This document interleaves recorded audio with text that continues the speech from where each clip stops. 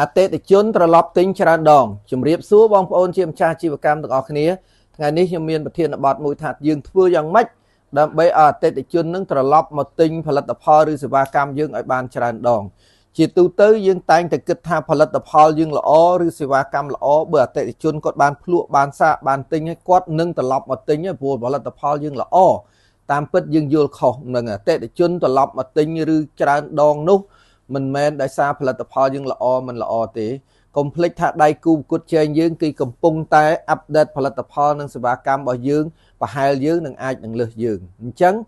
marketing ដូចស្នេហាអញ្ចឹងអ្នកណាស្និទ្ធជាងទៅខាងនឹងនៅពេលណាដែលអតិថិជនទិញហើយយើងអត់ដែរ care គាត់តែដៃគូគាត់ជែងគេចាប់ដើម care ទឹកចិត្តគាត់បានល្អ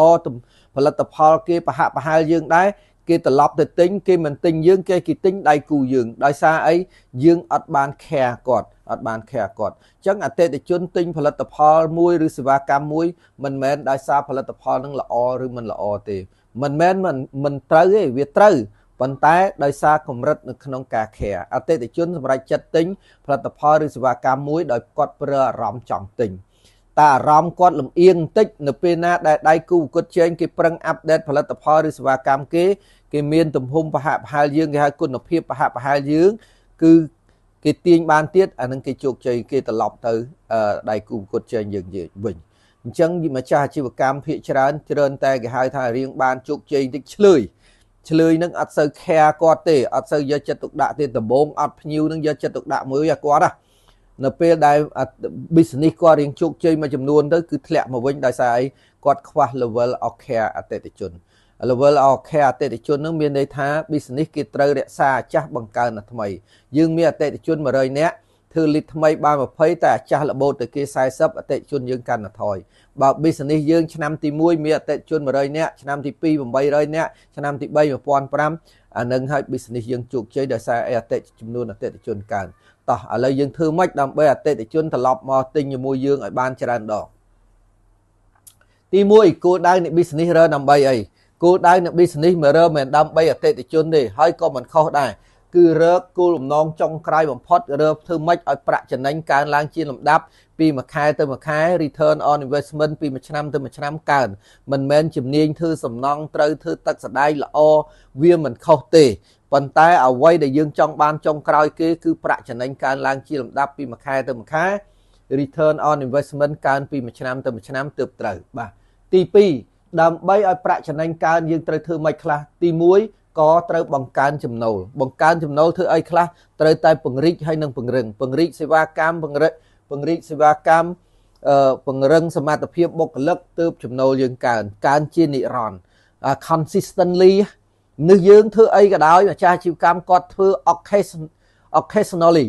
ណាគាត់អត់បានធ្វើជា consistently ទេភាពជោគជ័យទៅធ្វើជា consistently មានន័យធ្វើជាប្រចាំធ្វើជានិរន្តរ៍កុំធ្វើម្ដងម្កាលអាភាពមិនជោគជ័យដោយសារម្ដងធ្វើម្ដងអត់តែបើយើងធ្វើគឺ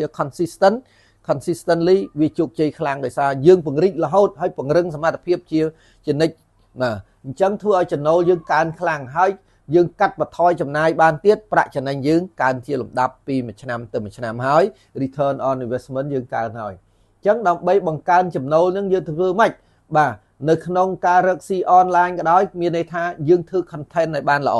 នៅពេលណាដែលយើងធ្វើ content បានល្អមានអ្នកចាប់អារម្មណ៍ comment ចូលសួរច្រើនបន្ទាប់មកយើងបង្កើនការខ្លុះការលក់បានល្អមានន័យថាចំណូលយើងច្រើនហើយអានេះចំណូលច្រើនហើយធ្វើម៉េចដើម្បីឲ្យអតិថិជននឹងគាត់ទិញម្ដងហើយគាត់ត្រឡប់មកទិញទី2ទី3ទី4ទៀត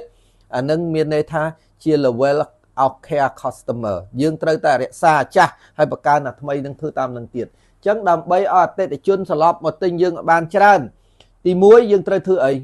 birthday គាត់នៅពេលដែលមាន birthday គាត់យើងត្រូវមានកាដូជូនគាត់ឬក៏ទិញមួយថែមមួយនៅក្នុងថ្ងៃ birthday គាត់ការលើកទឹកចិត្តអញ្ចឹងបានអតិថិជនសម្រេចចិត្តដោយទិញដោយអារម្មណ៍គាត់បើយើងចងចិត្តគាត់ដោយការធ្វើ birthday ជូនគាត់ទិញនំខេកជូនគាត់ឬក៏មានរង្វាន់ជូនគាត់ថ្ងៃ birthday គាត់វាចងចិត្តអានេះ care អតិថិជនមិនមែនអតិថិជនគ្មានលុយធ្វើ birthday ទេទី2ខួបអាពាហ៍ពិពាហ៍របស់គាត់យើងអាចមានកាដូជូនគាត់ឬក៏ free ស្អីជាមួយឲ្យគាត់ក៏គាត់ចងចិត្តថាផលិតផលយើងល្អហើយយើងយកចិត្តទុកដាក់ជាមួយគាត់បាទ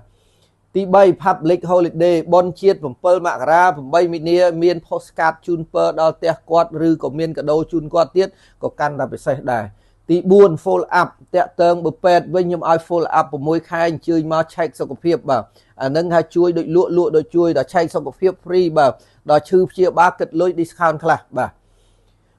ទី5មួយឆ្នាំម្ដងជប់លៀងជូនអតិថិជនទៅបាទជប់លៀងជូនអតិថិជនទៅធ្វើឲ្យគាត់ repeat មកបានច្រើនដងហើយអញ្ចឹងចំណុចទាំង5ចំណុចនេះបើធ្វើទាំងអស់កាន់តែល្អធ្វើខ្លះអត់ខ្លះក៏បានដែរធ្វើមិនចងចិត្តគាត់ឲ្យបានល្អយើងហើយ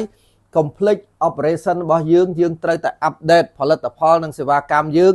ឲ្យល្អជាងដៃគូប្រកួតប្រជែងយ៉ាងអន់ក៏ស្មើដែរបានអតិថិជនអត់រត់ចេញពីយើងបាទអញ្ចឹងអរគុណច្រើនបងប្អូនជាម្ចាស់អាជីវកម្មទាំងអស់គ្នាដែលបានចូលរួមទេសនាអញ្ចឹងបងប្អូនចង់បានវីដេអូថ្មីខ្ញុំមាន page មាន TikTok មាន YouTube ឈ្មោះថាអំណោយទាន